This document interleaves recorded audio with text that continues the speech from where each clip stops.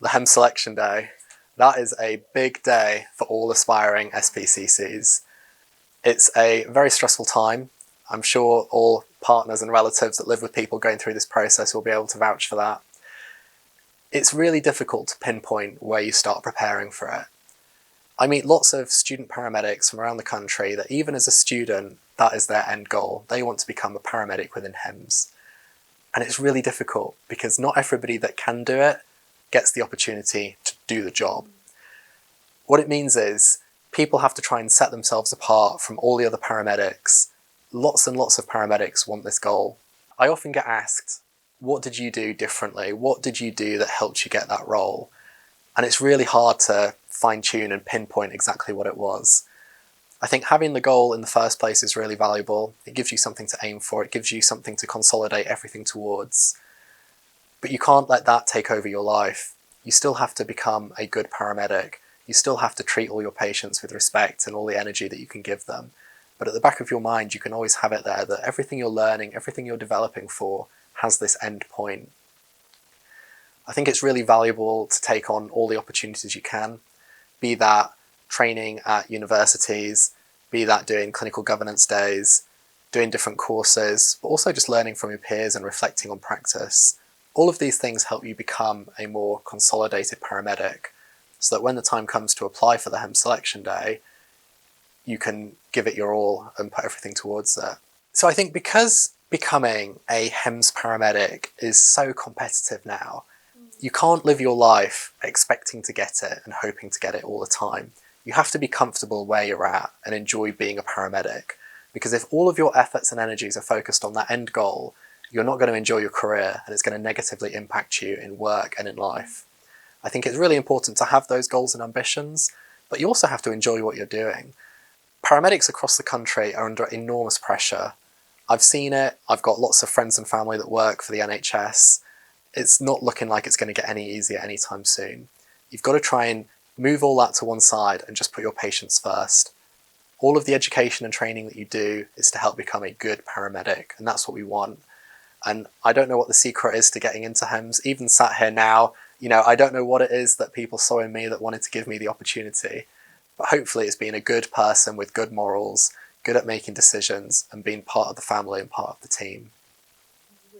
So I expected the HEMS selection day to be brutal, and it was. They put you under enormous pressure from the moment you arrive. Everybody's lovely, the staff and the candidates, everybody's very nice to each other, everybody's very polite, and they try not to make it stressful. But just by virtue of being there that day, there's a huge part of your future career riding on the next couple of hours. And it's really difficult to put it into words how much pressure you feel under. Everybody that sat in the room has been there. All of the clinicians that are qualified have been through these selection days. And the other candidates that sit around you, they've also been incredible paramedics just to get to the point of being there for the selection day. So you're surrounded by these amazing people that have got amazing skills, lots of history, lots of experience. And you just don't want to mess up. You just want to try and show that you are a good enough paramedic to have this opportunity. And it's really difficult because you're overthinking everything. From the moment you arrive to where you sit, to who you're talking to how you introduce yourself, everybody's watching each other. That's the candidates looking at each other. That's the people that are assessing you, watching you, and trying to determine if you're going to fit into that team. The information you get before the selection day is quite vague. They don't really tell you exactly what they're going to test you on.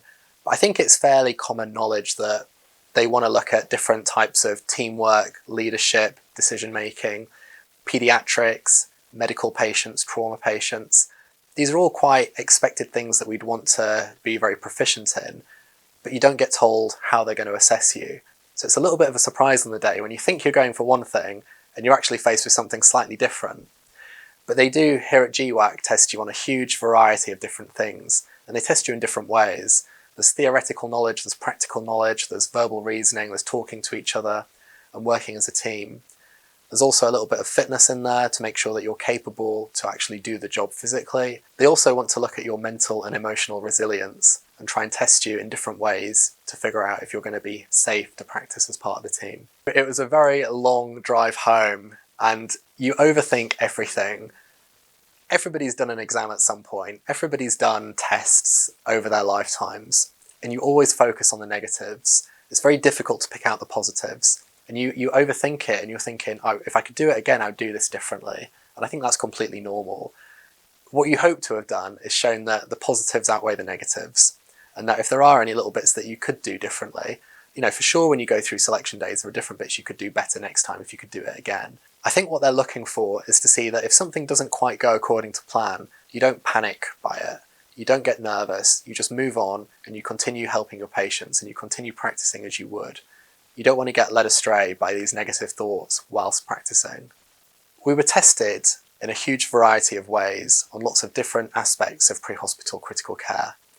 Looking back and reflecting on the day, I think the practical scenarios were probably my favourite bit. It was the bit I was most prepared for and the bit I was most comfortable with, and I think that allowed me to excel and to actually show what I could do practically. Other aspects of the day were much harder to prepare for, and I don't want to give everything away here, but they're very difficult to revise for and you can't really learn for them. You just have to see how you react on the day. So there were 10 candidates on the selection day, and not everybody had the opportunity to go through to the interview day. When I got the call, I was very humbled, I was very grateful, I was very appreciative of it. All 10 candidates were excellent clinicians. By very virtue of being there that day, you have to be a great paramedic to be able to go to that stage. I think having had the clinical leadership team and all the paramedics that were watching me feel like it was appropriate to put me through to the interview day, I was really grateful for the opportunity and really excited to kind of show GWAAC what I could do. HEMS selection days don't come around that often, and when they do, it's big news in the paramedic world. Lots of paramedics would love this job. I fully appreciate that. Not everybody gets the opportunity to come to the selection days, but if you're in a position where you get shortlisted and you're one of those 10 candidates next time, what advice would I give you? It's really difficult. I think you'd have to say, prepare as well as you can, know your equipment inside out, know all of your drug dosages and know all of the drugs you might need to give to a huge variety of patients. These are things that most paramedics should know day to day. You just don't get the opportunity to do it very often. These are quite rare scenarios for most paramedics. So a little bit of revision around all of those aspects is really useful. I think more importantly though, it's remember to be friendly, welcoming, humble, be part of the team. We just want to see people be nice and relaxed on the day, take things in their stride. If things don't go perfectly, don't panic, don't worry, keep going, muddle on through, and you'll be surprised at how well you can do.